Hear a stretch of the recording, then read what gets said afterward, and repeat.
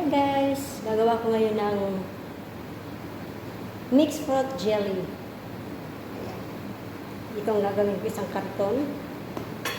Tapos, kailangan ko ng tubig. 2 cups. Dagdagan ko.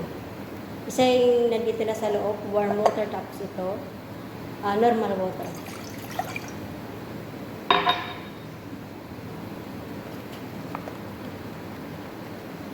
Buksan ko na.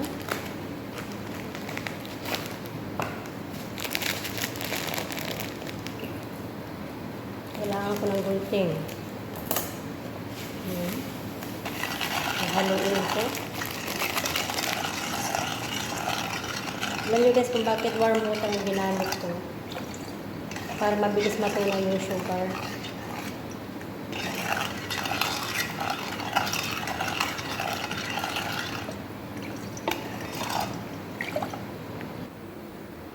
So ito na guys, sinalang ko na dito sa kalan.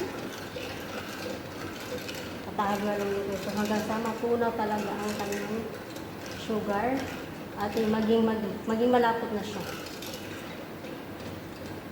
Ayan. Hindi na nararamdaman kong asukal na hindi pa tunaw.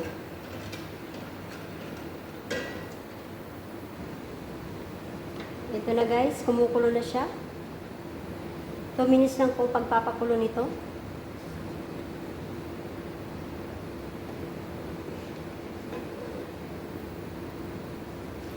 Hahanguin ko na siya.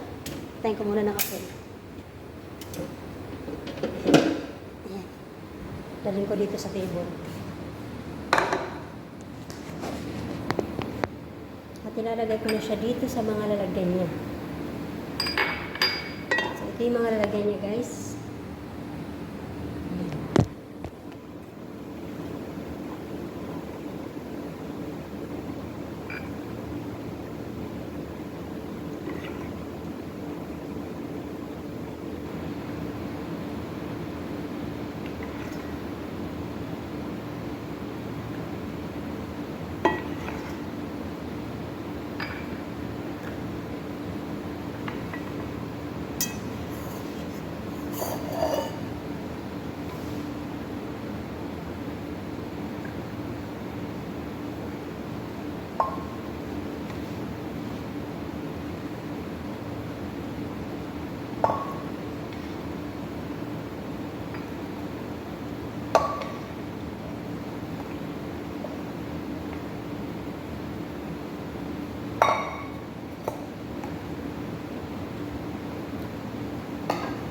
Tapos na guys, naisalin ko na lahat.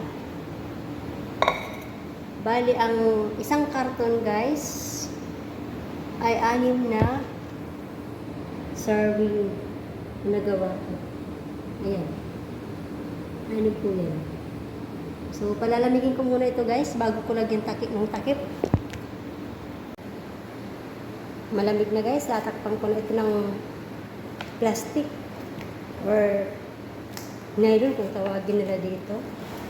Ito. Ayan. Whoops. So, gupitin ko siya dito. Ayan.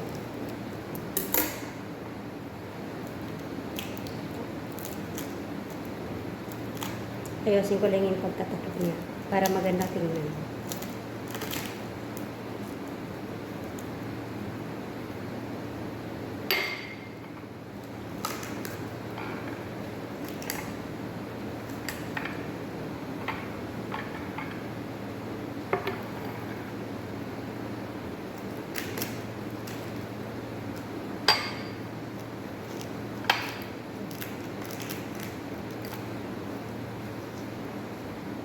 So, ayan guys, tapos na.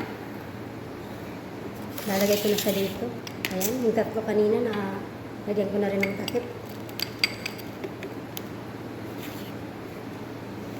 Ito siya. Ilalagay ko na ito sa ref. Ilalagay ko na ito sa ref. Wait a minute. Ayan. Dito ko ilalagay.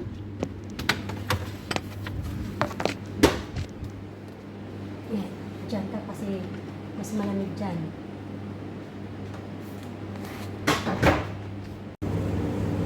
Tingnan ko guys kung matigas na itong aking cherry.